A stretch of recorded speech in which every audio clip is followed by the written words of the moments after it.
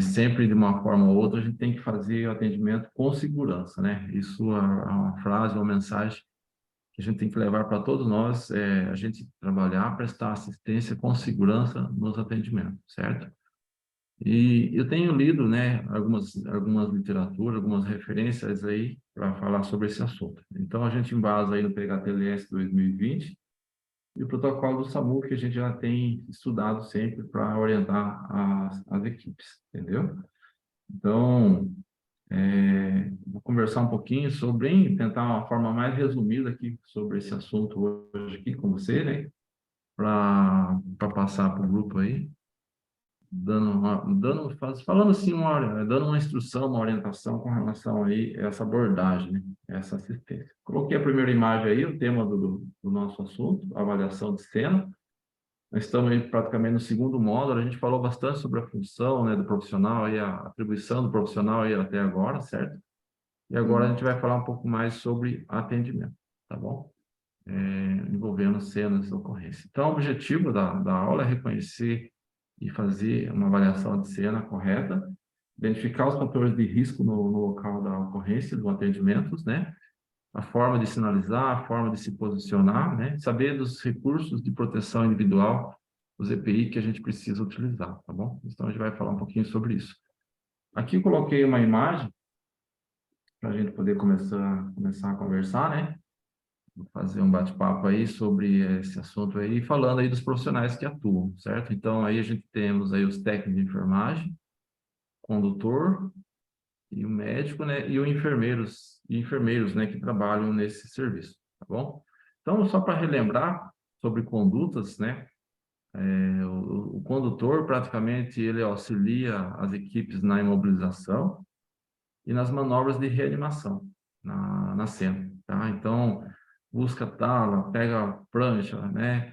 Segura o membro para imobilização, né? Às vezes auxilia a equipe nas massagens cardíacas, colocação de colar cervical, né? Fazer o rolamento, pranchamento, isso os condutores sabem muito bem fazer isso aí, além da função de direção defensiva, que é dirigir o veículo de emergência, tá? Então, eu falo assim que o condutor desempenha uma função muito importante no trabalho, dependendo. Falo para você que é mais importante, não vou desmerecer o técnico nem o enfermeiro médico, mas sem o condutor a gente não ia para a ocorrência, para o atendimento. Então, o condutor socorrista não é da área da saúde, porém ele faz os treinamentos para poder prestar os atendimentos, as assistências, né, no local da ocorrência, com segurança, tá? Aí coloquei uma imagem já atendendo uma vítima, mas lembrando que isso já para quem trabalha na emergência, já se passa uma grande parte aí da avaliação de cena, que é avaliar os fatores de risco na cena. E muitas vezes, quando você já está atendendo, essa segurança de cena já tem que estar garantida para a gente realizar os atendimentos. Falando nos EPI, né, a gente lembra aí da luva, máscara e óculos, né, botas, aventais, macacão, que as equipes utilizam para poder fazer o resgate. Esses recursos, muitas das vezes, o profissional já sai da base da onde ele se encontra para poder realizar essa assistência quando chega na emergência, né? Então, a gente já vai colocando máscara, luva, deixando o óculos à disposição para que a hora que chegar na emergência esteja com tudo na mão para poder fazer o atendimento o mais rápido possível, né? Diante de uma cena segura. Então, não podemos esquecer isso jamais. Quando a gente fala em atendimento de trauma, emergências de acidentes envolvendo vítimas, queda de moto, capotamento, colisão frontal em rodovia, né? Onde vai envolver, às vezes, sangue na cena para a gente atender, a gente costuma usar duas luvas para atender a emergência. Por que a gente usa duas luvas? Se a gente sujou a primeira luva, a gente tira aquela primeira luva, né? A gente está protegido com a segunda, calça a segunda luva, sempre mantendo aí uns par de luva no bolso para poder estar fazendo uso diante da emergência, tá? E um detalhe importante, não jamais deixar material de resgate na cena, como luva, né, compressas, materiais, qualquer materiais utilizado na emergência não deve se deixar material na cena. A gente tem que recolher, por mais que fique material no chão na hora do atendimento, né? Que a gente acaba abrindo bolsa, abrindo mochila, pegando compressa, pegando luva, pegando todos os equipamentos ali para atender, a gente vai recolher todo esse material que fica na cena antes de sair para deslocar para a emergência. Então, a gente tem que guardar bem isso aí na mente. E muitas das vezes o profissional acaba esquecendo luva, esquecendo, né, os materiais de descarte aí no local de emergência. Eu não coloquei aqui os lixos hospitalares, mas geralmente a gente usa lixo hospitalar, o saco branco, né? Você conhece, né, Carol? Aí o lixo hospitalar, saco branco, é para contaminados, né? Luva, Uhum. máscara contaminada, né? Então, material contaminado. E temos o descarpax na ambulância para descarte de pérfuro cortante. Então, os condutores aí é importante saber, todas as vezes que for trabalhar, ele tem que ensinar ele e lembrar que lixo contaminado. A gente não tem um descarte de lixo simples, saco branco, lixo simples, que é para descartar soro, equipos, essas coisas nessas embalagens, e na verdade a gente acaba descartando tudo junto, esse lixo hospitalar, certo? Frasco de soro, né? Seringas, seringa e agulha vai no descarpaque. Então a gente vai fazer esse descarte, tudo esse descarte de material aí da ambulância no lixo branco hospitalar, e os pérfuro cortantes na caixa do descarpaque, tá? Então eu não coloquei imagem aqui, mas a gente vai saber disso aí, né? Com relação aí às condutas a ser realizadas por esses profissionais. Esses condutores, eles já acabam, quando ele entra no serviço, ele acaba aprendendo todos esses cuidados aí com esses materiais contaminados da cena. Nenhum paciente está escrito que ele é portador de uma doença infecto-contagiosa. Por isso, a gente usa EPI desde que sai da base, certo?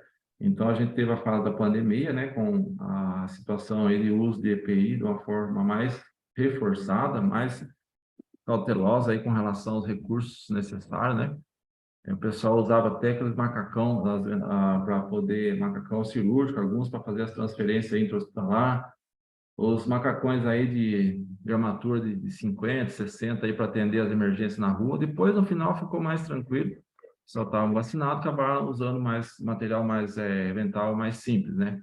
Mas sempre usando EPI, luva, máscara e óculos, né? Até aqueles face shield, protetor faciais, né? Gorro, entendeu? Então, foram uma gama de materiais para poder realizar esse atendimento. Então, aqui tem uma imagem. O SAMU é esse macacão que utiliza padrão para o serviço, mas tendo esse refletivo, faz parte do item de segurança, né? Para iluminação à noite na rodovia. E também as empresas particulares, empresas privadas, acabam, né, também tendo que ter esse mesmo uniforme, mesmo padrão de uniforme com refletivo, né, com essas faixas para iluminar, para iluminação à noite, tenha, como que se diz assim, tenha um reflexo diante do usuário, né, da rodovia, tá? De quem está vindo à distância. Então, vamos lembrar aí desse uniforme padrão que tem que ser utilizado, né? Tanto CCR, artérias, rodovias, concessionário de rodovias, vamos supor, Medicar, empresas de resgate de ambulância de São Paulo, né? Unimed, então eles acabam padronizando os seus macacões de uniforme de serviço em atendimento pré-hospitalar. As botas, cano longo, para atendimento em locais de difícil acesso, descer ribanceira, entrar na ferragem, apoiar a equipe do bombeiro, né? Então, é padrão essa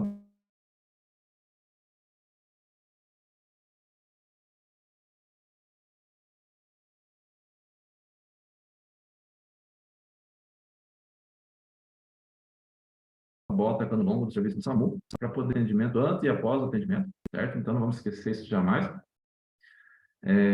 Logicamente, chegando na base ou chegando nos hospitais, a lavagem de mão procede conforme é orientada a técnica, né? Então, vamos lembrar bem certinho de fazer a limpeza, higienização, meio de desinfecção das mãos, que é a maior fonte de contaminação diante dos procedimentos até mesmo tanto do intra quanto no pré-hospitalar, tá certo? Então, a gente sempre pega no pé das equipes, né? Tem álcool gel na ambulância, né? E depois está fazendo a técnica de lavagem de mão correta conforme procede, tá bom? Eu acho que você sabe, né, Carol, a diferença das máscaras cirúrgicas e a máscara N95, né? A máscara cirúrgica, Geralmente a gente usa em todos os atendimentos da emergência de hoje. A gente,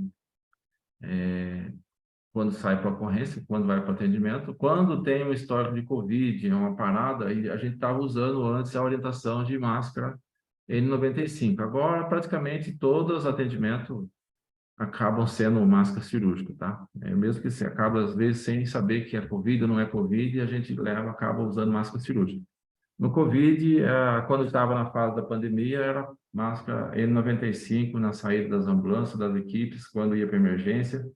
Tinha um padrão de uso desses EPI, né? Quando saía da base, quando chegava no atendimento, atendia o paciente, ia para pronto-socorro, só retirava esses EPI quando retornava para a base com técnicas, né, padrão do serviço, tá? Então, só para lembrar bem.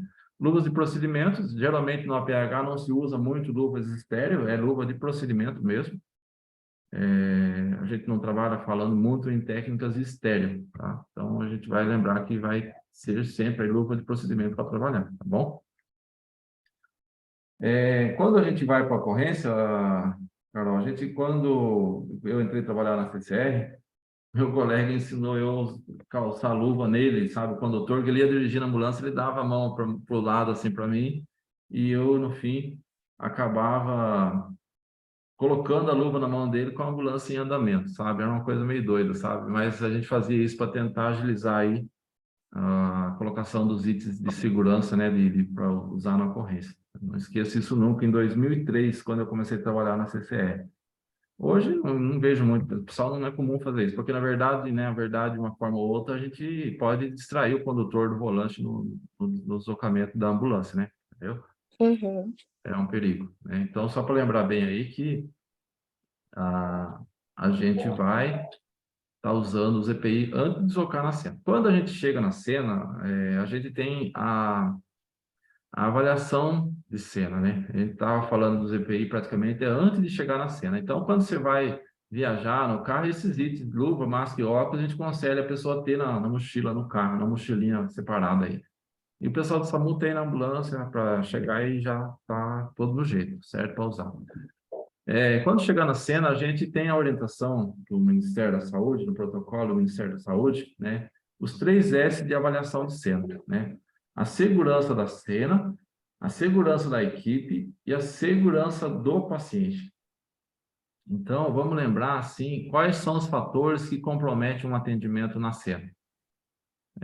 Produtos perigosos, né? Gasolina, álcool, GNV, a gente tem diversos, né, produtos perigosos que circulam o nosso país hoje, certo? Então, a gente pode se deparar com a situação que aquela substância química liberada no local pode contaminar muitas pessoas. Vamos falar aí, por exemplo, da Grancorte. A Grancorte é uma empresa que trabalha com, né, frigorífico, né? E nessa Isso. Grancorte tem as câmeras frias. Você sabe qual que é o perigo desse local, Carol? Não. Você não consegue imaginar o perigo desse local? Sabe o que que é? É o gás que contém no sistema de refrigeração das câmeras frias. O gás de amônia. O gás de amônia é quando rompe a tubulação dessas câmeras frias, ele liberado no ambiente, ele acaba tornando um gás tóxico para a pessoa, e é um gás indolor, olha bem para você ver, você não sente ele, e ele é relativamente pesado com o ar, o ambiente. Então, ele se assenta numa base da atmosfera, né, do ar, e você, caminhando e andando, você vai inalar ele. E você inalando ele, você vai morrer asfixiado. Então, o gás de amônia é um gás muito perigoso e nesses locais tem esses gases, entendeu? Câmara fria de supermercado é um local perigoso, então tomar muito cuidado quando tiver vazamento, né, desses produtos, a área deve ser isolada. Por mais que tenha vítima no local, a gente não pode entrar no local para se tornar a próxima vítima. Lembre do Boate Kiss em Santa Maria, né? Isso. Rio Grande do Sul, foram, né, 280 pessoas parece que faleceram naquele incidente, numa casa de show noturna, né? E diante daquele evento, muitas pessoas morreram asfixiadas. Não foi com gás de amônia, foi com gás carbônico, né? O cianeto, certo? Então, são substâncias tóxicas liberadas pelo plástico, né? Pela espuma daquele ambiente que estava em chama naquele dia. E todas as pessoas que entravam naquele local para tentar socorrer as pessoas, inalavam o produto químico e saía fora, não conseguia respirar mais. Teve pessoas que morreram ali fora, do nada, sabe? Desmaiou, perdeu a consciência, não conseguiu respirar e não conseguiu, ninguém conseguiu socorrer porque eram muitas vítimas, né? Então a gente tem que lembrar aí que uma cena como essa, se tem derramamento de produto químico, vazamento de produto químico, gás tóxico no local, isolar a área, certo? Então a gente costuma trabalhar nesse isolamento de área, reconhecendo aí a área quente, área morna e área fria. Isso está no livro do PHTLS, falando sobre essa delimitação das áreas no local do evento. Então, geralmente, a área quente é uma área que há risco de explosão, contaminação, né? É uma área isolada, praticamente. A área morna é uma área de menos risco e a área fria é uma área que está bem distante, uma área onde as equipes vão se posicionar e vão atuar. Então, quando a gente chega como APH, atendimento de emergência, socorristas, que não tem material e equipamento para entrar nessa cena, a gente fica numa área segura, entendeu? E quem vai dar essa liberação de entrada na cena é a equipe do bombeiro e do Cobom. Então, a gente precisa estar atento com esse derramamento de produto químico na cena. E diante dessa delimitação, você está vendo aqui ó, a imagem, né, da área, da divisão de ar de uma cena, a área quente, a área morna, a área fria. A gente vai lembrar que na área fria, na hora de se posicionar na cena, eu não coloquei aqui, mas tem uma outra linha que eu tinha, colocava uma flechinha, sabe? Indicando a posição do vento e a posição de derramamento de produto químico. Então, se eu chegar a estacionar minha ambulância, onde está escrito área fria, e o vento está vindo contra a minha equipe, eu estou errado, eu não posso. Eu vou estar correndo o risco de ser contaminado pela fonte química daquela área quente, né, para a minha equipe. Ou também, se, por exemplo, eu estou derramando produto químico na cena, e eu estacionei meu veículo do lado que está vindo produto sobre mim, né, está descendo produto sobre a equipe. Está errado também, a gente tem que avaliar tudo isso na hora da chegada no local da ocorrência. O lado do vento, o lado do derramamento de produto químico, para a gente se posicionar com segurança. Hoje tem o manual da Biquim. O manual da Biquim é um livro de orientação de conduta com produtos perigosos. Esse manual da Biquim, né, ele identifica os produtos químicos na cena, né? Tem hoje o painel de segurança, é uma plaquinha cor de laranja, né? Não sei se você já viu. Essa plaquinha laranja, ela tem um número nela, é o número da ONU, né? Organizações das Nações Unidas, né? É o número dado por essa identificação desse produto, qual é esse produto e a fonte de risco desse produto. Então, vamos lembrar, por exemplo, como é que é acabei esquecendo do álcool. O álcool tem uma numeração do álcool, e ele, se, por exemplo, você for ler o número dele, ele é altamente inflamável. Então, o risco desse álcool no tanque haver uma explosão diante daquela emergência é muito grande. É uma área quente e a gente tem que isolar a área. Quanto você isola de área? Então, isso é avaliação de cena, tá?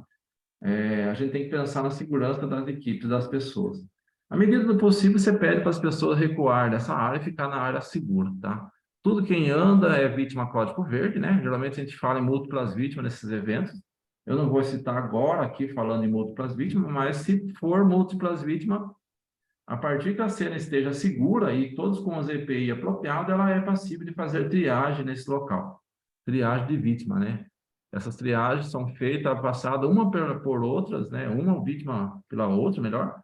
E cada vítima você vai colocar uma plaquinha, código verde, código amarelo, código vermelho e código preto, né? Código cinza, melhor, né? Então, essas vítimas por código, ela vai ser pontuada para a prioridade de atendimento. Então, vai ser atendida a primeira vítima, código vermelho, segunda vítima, código amarelo, depois a vítima, a código verde vai ser recuado para uma área segura, né? E geralmente fica uma equipe prestando apoio para essas vítimas do código verde. A código amarela, entre aspas, ela pode ser aguardada aí 50 minutos ou mais, até para ser atendido.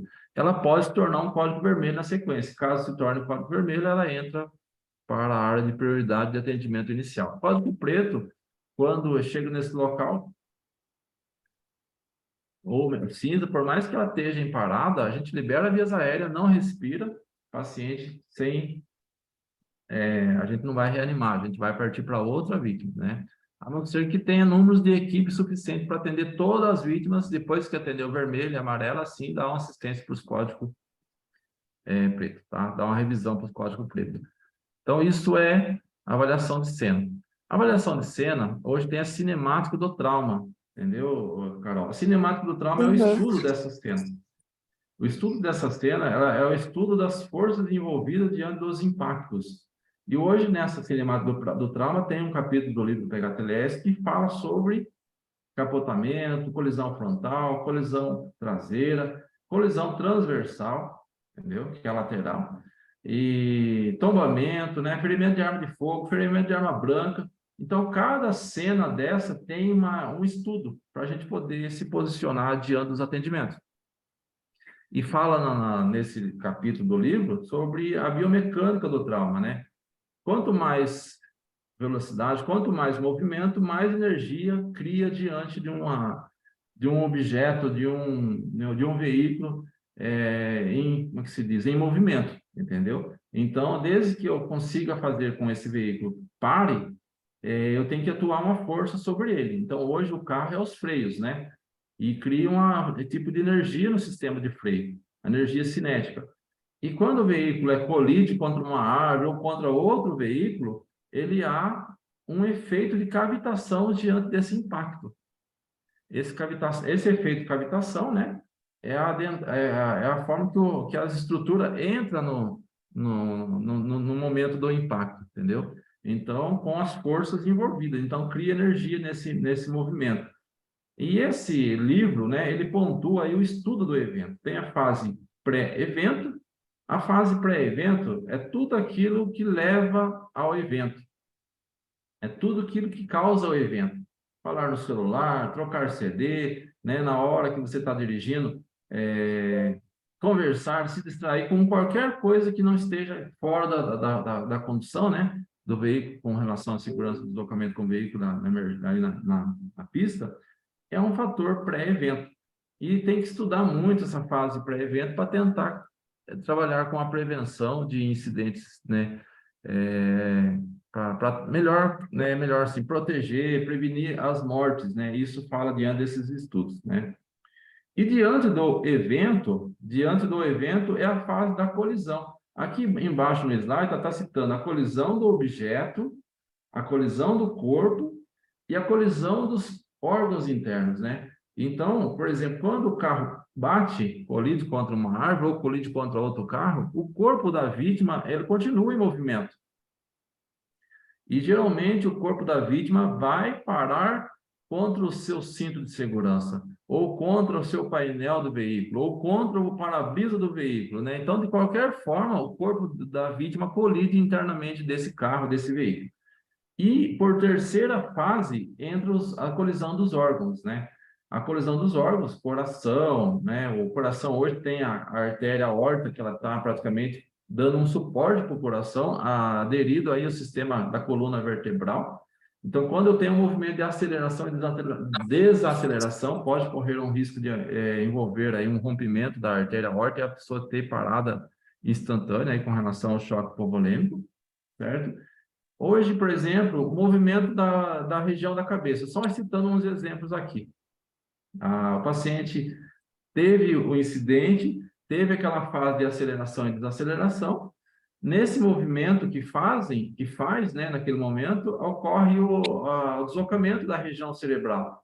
E dentro dessa região cerebral eu tenho hoje o líquor, né, Carol? O líquor que é praticamente um sistema de amortecedor para a região cerebral. Lembrando das camadas das meninges, né, que protege Hoje, a pia mater, a membrana aracnoide e a dura mater são as membranas distintas aí que separam o crânio e o cérebro, né? Dentro dessas membranas tem o líquor servindo de amortecedor. Então, quando ocorre esse movimento, acaba causando lesão no paciente. E fala no livro lá que é muito importante a gente ter esse reconhecimento antes para poder, na hora que chegar na cena, poder evidenciar essas possíveis lesões, né? Então, dentro dessa fase de colisão, tem o estudo do efeito cavitação, né? A cavitação temporária e a cavitação permanente, certo? A cavitação temporária é como se você desse um soco na região abdominal e toda a estrutura fosse para dentro e voltasse na posição normal. Isso é uma cavitação temporária, que foi e voltou, né, na posição normal. Vamos lembrar agora uma região que pode causar uma cavitação permanente, a região do cérebro, a cabeça. Teve um impacto na cabeça, teve um afundamento de crânio e aquelas estruturas foram e não voltaram, e causando lesões de órgãos internos. Então, a gente vai lembrar que é muito importante a gente conhecer a anatomia básica, né, para a gente poder identificar os órgãos em cada região que ocorre os impactos diante de uma emergência. E cada cinemática, a colisão frontal, o paciente posiciona de um jeito, a colisão lateral, o paciente se posiciona de outro, a colisão traseira, por que foi criado o encosto de cabeça? Para proteger a lesão de pescoço. Né? Por que foi criado o cinto de segurança? Para proteger o deslocamento da vítima contra o painel do veículo. Então, isso for tudo mecanismo de segurança do dispositivo desses veículos para tentar proteger as vítimas com relação a essa fase de colisão. E tem depois também a fase de colisão, pós-colisão melhor. A fase pós-colisão entra aí o tratamento pela equipe de emergência que vai atender o paciente. Então, a gente não esquece nunca, né, que todos os cuidados na assistência faz a diferença na promoção de atendimento com segurança, desde para a equipe quanto para o paciente. Então, tem que ter uma boa avaliação de cena, uma boa identificação da emergência, para identificar os fatores de risco, né? E depois lembrar que todo procedimento de avaliação de cena, avaliação primária, avaliação que vai ser realizada inicialmente, juntamente com as técnicas e procedimentos, faz parte da segurança do paciente. Então, a gente precisa treinar essas técnicas que a gente vai trabalhar, tá? Então, a gente vai falar muito em segurança do paciente. Vou brigar o tempo todo, segurança do paciente, segurança da equipe, dentro dessa fase de atendimento aí que a gente vai estar conversando aí nos dias aí na aula prática, tá? Então, dentro desses eventos, quando a gente vai atender, sempre vem uma pergunta, né? Qual é a situação? Certo? Deixa eu ver, só ver o próximo. Não, eu não coloquei a frase aqui, mas qual é a situação? Para onde essa situação pode evoluir e como nós podemos fazer para controlar essa situação? É umas perguntas a ser realizada na emergência na hora pelo profissional, para você mesmo, para você tentar trabalhar com essa situação. Então, qual é o número de vítimas? Eu vou conseguir atender todas essas vítimas, né? Qual é o tipo de evento? Eu consigo entrar nessa cena para atender esse número de vítimas? Então, qual é o evento, né? Qual é o incidente? Olha bem esse carro nas penduras aqui, ó. Olha esse carro em explosão. Olha esse caminhão de um capotamento de ônibus numa ribanceira, onde teve um acidente após o outro acidente. Então, qual era essa situação? É uma pergunta que a gente faz. E depois, como eu faço para me controlar essa situação? Para onde ela vai evoluir, né? Se ela vai explodir, se vai cair, se vai cair uma ribanceira, se vai vir um outro carro, outro veículo, né, causando um risco de atropelamento. Isso são fatores que a gente tem que lembrar, estudar na hora. Cada cena é uma cena, né, e forma diferente de abordagem. Olha esse carro, se eu for focar naquela vítima que está dentro desse carro na hora, eu vou se tornar a próxima vítima. Esse carro pode descer a ribanceira. A gente assistiu uma palestra com os médicos, com os cursos que a gente fez, e o médico falava que era a visão em túnel, né? O que é essa visão em túnel? É quando o socorrista, seja lá um médico, enfermeiro, condutor, quem seja que esteja trabalhando, tem a visão em túnel. E a visão em túnel é aquela pessoa que só foca a vítima e esquece dos fatores de risco na cena. Essa imagem desse caminhão do bombeiro foi um acidente de ônibus que aconteceu em Santa Catarina, em Chapecó, Santa Catarina, um show que eles estavam vindo de madrugada, um show do Daniel que estava tendo em Chapecó, e teve o primeiro acidente, que era na ribanceira do ônibus, com 7 mortes de adolescentes, pessoas que estavam indo assistir o show. Aí, com todos os atendimentos das equipes de emergência, SAMU, bombeiro, né? Pessoal que estiveram no local, veio um outro caminhão, atropelou todo mundo que estava na pista socorrendo as vítimas desse ônibus. E morreu mais 7 vítimas, acho que 13 ou 14 vítimas desse acidente, incluindo socorristas. Pessoal do bombeiro, se eu não me engano, até o repórter da Globo veio a falecer nesse acidente por falta de sinalização. Acreditaram lá que era falta de sinalização. Então, eu vou colocar uma imagem aqui só para falar de sinalização. Então, quando a gente vai sinalizar uma emergência, a gente temos as opções para sinalizar essa emergência. A gente tem hoje fita zebrada na ambulância para isolar a área, cone para sinalizar a cena, e a gente tem também as lanternas para sinalização à noite. Tá? Então, isso são alguns recursos que a gente usa para sinalização na emergência, na ocorrência. E falando em incidente em rodovia, a gente vai acabar muitas vezes falando em sinalização com cones. É a forma de sinalizar. Mas eu não tenho cones, né? Você está viajando, está indo para uma situação de emergência, o que a gente vai fazer? A gente vai usar galhos para sinalizar, a gente vai usar alguns meios para poder alertar as pessoas que vêm à distância ao deparar com aquele incidente na pista, tá? Então, geralmente a referência é a quilometragem da via, com relação para ser aplicada essa sinalização. Hoje a gente tem aqui uns exemplos de km por rodovia, quilometragem da rodovia, melhor, né? Olha, 40, 60, 90, 110. Então, numa rodovia reta, linha reta, a gente vai sinalizar essa rodovia. Isso principalmente à noite, mas a orientação é no geral, tanto do dia quanto à noite, não tem essa separação dia e noite. Vai sinalizar, se a rodovia é 100 km por hora, a sinalização segue a 110, 110 por hora, 110 metros de sinalização. Então, a gente usa esses cones para sinalizar essa rodovia. Se caso, por exemplo, tiver alguma adversidade na pista, como curva, neblina, fumaça, chuva, né? Qualquer condições adversas que comprometa a visibilidade diante daquele evento, daquele incidente, duplica a sinalização. A sinalização que ia ser feita a 110 metros parte para 220 metros a partir do obstáculo na pista, tá? Aqui só um exemplo, né, para poder simplificar e melhorar esse entendimento. Eu coloquei aqui um quadrinho aqui na linha da pista para simular que fosse um obstáculo, né? Como que vai posicionar? O veículo de emergência sempre antes do obstáculo, a sinalização parte do ponto do obstáculo do veículo de emergência. Então, você vai sinalizar 100 metros nesse sentido aqui, ó. Tá vendo? O que você faz? Você pega os cones que você tem e vai com os seus passos, 100 passos longos, né? Você vem com todos os cones nas costas, daqui você começa a sinalizar daqui para lá, tá vendo? Tá entendendo a flechinha aí, tá, Carol? Uhum. Vai colocando os cones até chegar aqui o veículo. Então, essa é uma forma de sinalização. Quem que é responsável por essa sinalização? Os condutores da ambulância, entendeu? Olha essa outra sinalização aqui, ó. Foi fechado a via. Se está fechado a via, foi colocado 3 cones aqui na pista, e aqui segue a sinalização. O obstáculo está aqui, a ambulância estacionada aqui, 100 metros partindo daqui até aqui. Posso fechar a via, desde que não tenha acostamento para desviar o fluxo, a gente vai fechar, podemos fechar a via, desde que justifique se tornando uma emergência, tá? Isso está dentro da nossa orientação.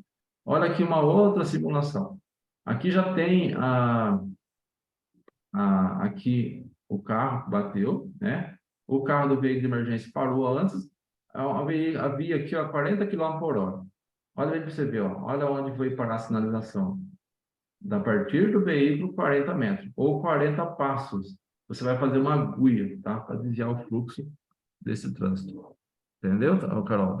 Deu para ficar mais claro para vocês aí? Para você ir? Melhor para você ir? Sim. Geralmente vai ser quantos passos cada cone um do outro?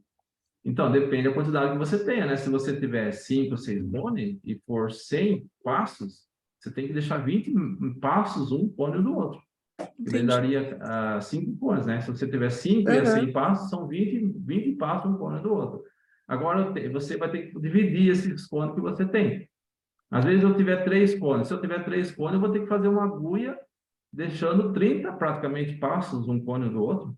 Olha bem para você ver quanto que vai ser, né? Se fosse 3 cones aqui, ó, ia ser a partir desse carro aqui, tá vendo? A partir daqui, 3 cones colocando e fazendo agulha e desviando o fluxo para o cara, para quem chegar, quando estiver posicionando, desviar daquela localização, entendeu? Isso é a Certo. forma de sinalizar carro na rodovia.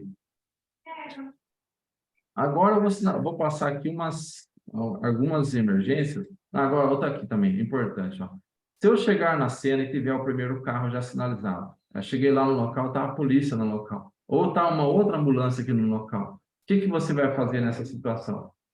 Vai colocar seu carro lá na frente. Você não vai colocar aqui. Se você colocar seu carro aqui, o que acontece? Encurta a sinalização. Encurtou a sinalização, o carro que vem a distância a 100 km por hora não vai dar tempo de frenar. Quando ele visualizar, ele está em cima do seu carro, entendeu? Aham. Então, é a orientação que segue. Essa é a regra do Ministério da Saúde, tá? E do Código de Trânsito Nacional Brasileiro, CNT. Então, para estudar para concurso, né, provas, às vezes pode cair pedindo essas informações necessárias para a finalização. Qual é a referência, né? Então, lembrar aí que é a quilometragem da via. 100 km por hora, 100 passos ou 100 metros a partir do objeto, do obstáculo, né, na pista. Tem chuva, neblina, curva, fumaça, duplica a sinalização. Passa para 200, né? Se fosse 100 km por hora, 200 passos, entendeu? Entendi. Isso aí é importante. Vamos lá. Aqui eu tenho aqui um acidente envolvendo um carro versus postes, né? Auto versus objeto fixo. E a gente tem 2 perigos na cena. Dois, né? Vamos falar, 2 perigos. Combustível e corrente elétrica. Então, de todo quanto é forma, é uma cena com área de risco. É uma área quente, entendeu? Nesse local. Então, nesse caso, a gente precisava acionar as equipes de emergência específica para esse atendimento. Então, quem que vai ser as equipes de emergência específica? CPFL, tá? Então, se você deparar com um acidente desse, a vítima está dentro do carro, deixa a vítima dentro do carro lá enquanto a CPFL não chegar e não passar as instruções, a gente não atende, entendeu? Então, a gente vai lembrar, isso é muito importante para os profissionais, saber desta orientação, que é não entrar na cena, não entrar para atender, isso é a cena de risco. E geralmente é fechar a via, fecha de um lado para o outro, quarteirão no outro, mais de 50 a 100 metros. Dentro dessa companhia de luz, ligando na companhia de luz, a equipe vai desligar a chave geral daquela área. E dizem eles que a energia de alta tensão, que é de 12.000 volts, que provavelmente esse poste alto é de 12.000 volts, ela tocando numa vítima, ela pode carbonizar a vítima, né, ao contato na corrente elétrica. Sim. Então, não toque na vítima, não toque no local, não chegue no local em caso tenha essa cena de incidente aí com poste, né, na via. Isolamento da área, guardar a equipe da companhia de luz chegar, eles vão fazer o aterramento desse encabamento de energia elétrica, eles fazem o aterramento desse encabamento de energia elétrica para depois falar, equipe, agora pode atender, agora está liberado. Mesmo desligada a energia elétrica lá na subestação que eles falam, a equipe ainda não está liberada para entrar na cena. Olha bem para você ver como que é perigoso. Aqui Eu com lembro certeza meu já está pai liberado, trabalhava, né? É. trabalhava na CPFL, foram trabalhar na subestação em Piraju. Ah, E um amigo, eu acho que esqueceram de desligar a chave e relou realmente no fio de alta tensão e carbonizou na hora. Aí o outro quis tentar morre na hora. salvar, mesma cena. Então, você não sei se você lembra, teve acho que uns 10, 15 anos atrás, teve uma festa da IMAP em Avaré que teve uma, uma vítima de choque elétrico, morreu mais 2 ao tentar resgatar esse primeiro que levou o choque na festa da IMAP. Olha bem para você ver, tudo por falta de avaliação de cena. Sim. Aí a equipe não tinha preparo, né? A equipe não estava ciente dos fatores de risco. E vamos supor que esse carro ele não tem energia, é um gás GNV, tem uma faísca aí, um princípio de incêndio, cabo de bateria. Explode, pega fogo, você está lá socorrendo a vítima. E aí? Foi, morreu, perdeu. Você não se tornou a próxima vez que você não atender mais ninguém, entendeu? Então, a lembrar que a hora que for atender, tem que lembrar. Cabo de bateria, combustível, GNV. GNV é gás, como se diz? Os veículos, né, movidos a gás, sabe? Uhum. Então, geralmente aqui na nossa região não tem, mas no Rio de Janeiro, né, outras cidades do Brasil, aí, o pessoal usa um GNV nos veículos, sabe, como combustível. Então, vamos lembrar bem que é um dos fatores de risco na cena. Aqui, uma queda de ribanceira. Esse incidente aqui foi aqui na Raposa, não, aqui na Castelo Branco, na rodovia vindo de São Manuel, o caminhãozinho caiu lá na ponte, lá embaixo. A vítima já tinha saído do caminhão e estava em cima na pista. Mas olha bem para você ver a ribanceira que foi parar. Imagine você vai resgatar. O que você pensa de risco nessa cena? Cobra, aranha, né? Ó, tirar a vítima lá de baixo. Imagine se essa vítima tivesse inconsciente. A gente vai fazer um resgate ainda desse tipo de incidente. Tirada de vítima no local de difícil acesso. Talvez a gente faça no dia 29. O trabalho que dá para você resgatar a vítima num local como esse. O risco de cobra, risco de aranha, né? Um local difícil mesmo. Aqui no Horto tem um local 10 para fazer isso. A gente chama o túnel do morcego. E o túnel do morcego a gente faz a cena, daí eu vou lá, avalio o primeiro túnel, se não tem cobra, se não tem aranha, né? Para ver se não tem perigo, entendeu? E depois o pessoal vai fazer o resgate. Tem um barranco de uns 15 metros de altura, acho que 20 metros de altura, para tirar a vítima até o local mais seguro. Então, isso aí a gente vai trabalhar no dia 29, com o pessoal. E é bem legal para você sentir a dificuldade que é fazer o resgate da vítima em um local de difícil acesso. É uma ribanceira, a gente não tem material e recurso para atender, mas se caso precisar e der para chegar até lá, a gente vai fazer o possível para poder tentar socorrer essas vítimas. Olha aqui um capotamento. Capotamento, quais são as posições que a vítima se posiciona diante do capotamento?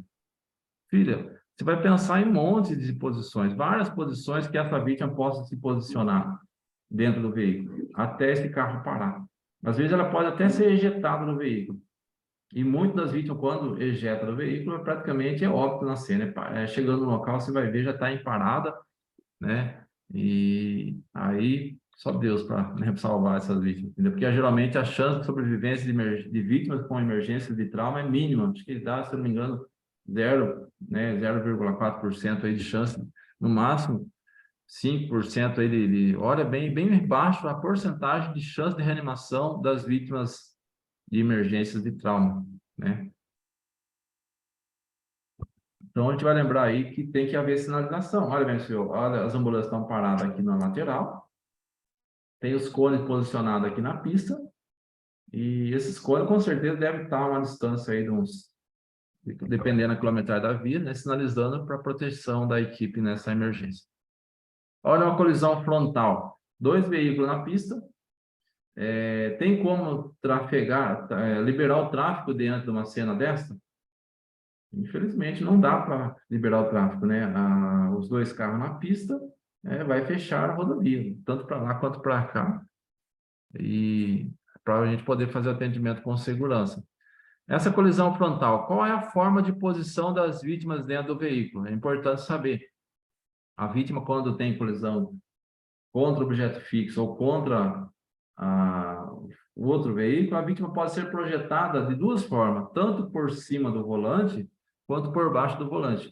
E geralmente, quando ela projeta por cima do volante, o olho estrelado, como é que é? O para-brisa estrelado, né? Olho de boi que fala, né? É clássico no para-brisa. E a gente é suspeita de traumatismo de crânio, traumatismo de coluna, cervical alta, né? Então a gente vai se atentar, inicialmente falando aí desses traumas, né? Aí, lembrando, a vítima se projetou por baixo, né, do volante, do painel do veículo. Isso é trauma de tornozelo, de fêmur, de cabeça de fêmur. trauma abdominal, tudo e muito mais nessa avaliação inicial desse paciente, tá? E só uma coisa que eu não coloquei lá atrás, o trauma, ele é classificado em trauma fechado e aberto, tá? O trauma fechado, né, lembrando das cavitações lá, temporária e permanente, a temporária é aquela que forma aquele efeito de fundamento dentro do corpo e volta na posição normal, e é permanente quando fica clássico aquele afundamento, né, diante desse processo do impacto que houve na hora da emergência. Então, a gente vai lembrar aí que esse efeito de cavitação é importante desse movimento que ocorre na vítima, e esse trauma ele é classificado em trauma fechado e aberto. O trauma fechado é aquele trauma que não rompeu a camada e os tecidos da pele, mas você evidencia edema, hematoma, né, deformidades, né, abaulamentos, né, da região abdominal, região torácica, né, tudo isso a gente vai avaliar na vítima. Agora, o trauma aberto é quando você tem uma abertura da região, né, no caso, trauma de crânio aberto, trauma abdominal aberto, trauma torácico aberto, né, um ferimento de arma de fogo, ferimento de arma branca que adentrou aquela região corporal formando um orifício, então entra como trauma aberto. E diante dessa avaliação de cena, avaliação da cinemática, né, das forças envolvidas na cena, a gente vai pensar na avaliação primária.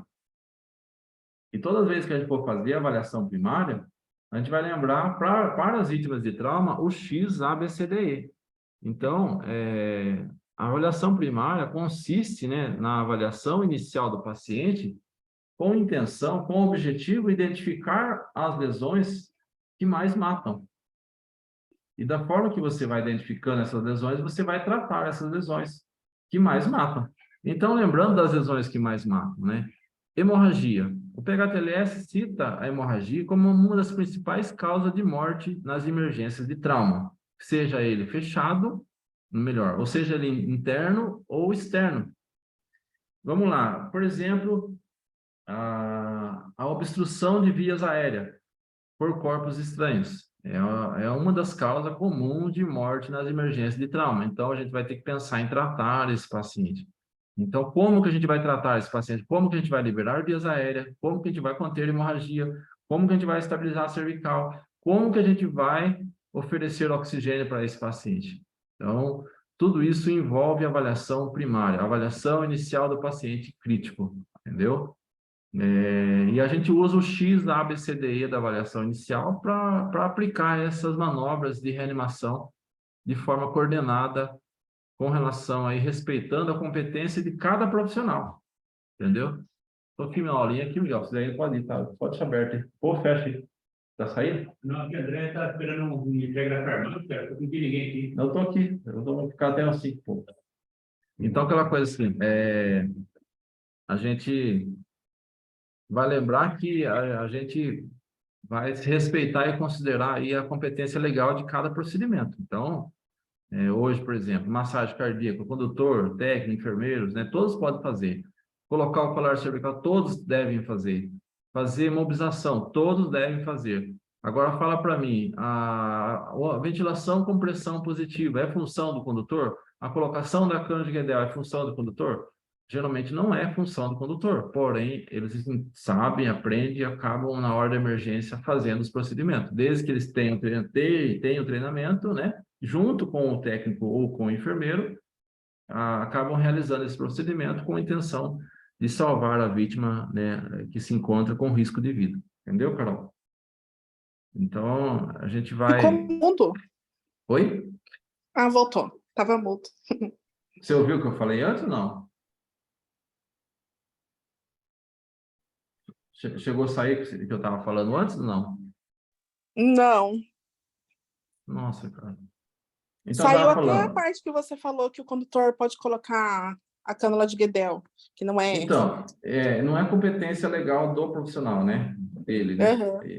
Isso seria da enfermagem, do enfermeiro.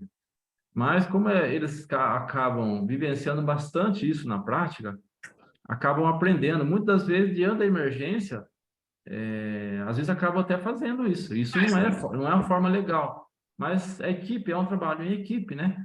Então, desde que ele saiba fazer e sabendo que é com intenção de salvar aquela vida, a vida da pessoa, a gente não vê problema, certo? E a gente está acompanhando, né? Está trabalhando junto com esse profissional. Mesma coisa a ventilação com pressão positiva, que é a ventilação com AMBU. A técnica IC de posicionar a máscara, ele fazer essa técnica, ele pode fazer, desde que você ensine ele a ventilar de forma padrão, que é a ventilação de 5 a 6 segundos, cada ventilação numa parada respiratória, que eu vou falar na próxima aula, que vai ser a aula, o próximo módulo melhor, entendeu? Que vai ser a aula de parada. Nesses casos, o condutor ajuda a fazer a ventilação. A gente orienta ele, ó, a cada 5 segundos, ventila, e assim ele vai aprender a fazer isso aí, com a intenção de tratar o paciente na emergência, entendeu? Não, sozinho, sem essa presença dessa equipe, praticamente eles não fazem, eles só fazem o primeiro socorro mesmo, básico mesmo. Mas quando está junto com a equipe, é um trabalho em equipe, em conjunto ali, com a intenção de tentar recuperar esse paciente o mais rápido possível diante da situação de emergência, entendeu? Então, diante dessa avaliação inicial, sinais e sintomas, né, que você avalia, identifica, as técnicas e procedimentos que vão ser realizados a cada fase da etapa da avaliação primária. É uma parte mais difícil do profissional entender essa separação do X, A, B, C, D, E, aprender todas, né, os conceitos dentro dessas fases de atendimento que deve ser respeitada e aplicada no atendimento. A gente não pode deixar de tratar a vias aéreas, deixar de conter hemorragia, né, para ficar preocupando com imobilização de fratura. Às vezes, ficar preocupando com colocação de colar cervical. A gente tem que elencar prioridades nessa avaliação inicial. Então, a avaliação primária é isso. Avaliação inicial do paciente crítico, com a intenção de buscarmos as principais complicações e tratar o paciente. Entendeu, Carol? Então, é mais ou menos isso. Alguma pergunta, Carol? Que é o fim aqui da nossa apresentação. É bem extenso, né, o conteúdo, né? A gente acaba, foi 1 hora já de conversa aqui e passa rápido, né? Super rápido. Entendeu? Mas beleza, então, eu agradeço pela companhia aí de estar participando junto aí. Eu vou estar fechando aqui a aula, certo? Daí vai ficar gravado, coloco lá no grupo. Se você quiser assistir novamente, para você dar uma revisada, uma reforçada aí, fica à vontade. E o pessoal também vai estar assistindo. E amanhã eu vou fazer mais aula amanhã, só que daí eu vou fazer com o tema da avaliação primária daí, tá? Que é o XABCDI. Tá bom? Muito obrigado. Beleza, obrigado eu pela presença, tá bom? Fique com Deus. Imagina. Bom trabalho aí, daqui a pouco você vai Amém, trabalhar. você também. Até mais. Obrigado Tchau, para tchau. você também. Tchau, Até. tchau.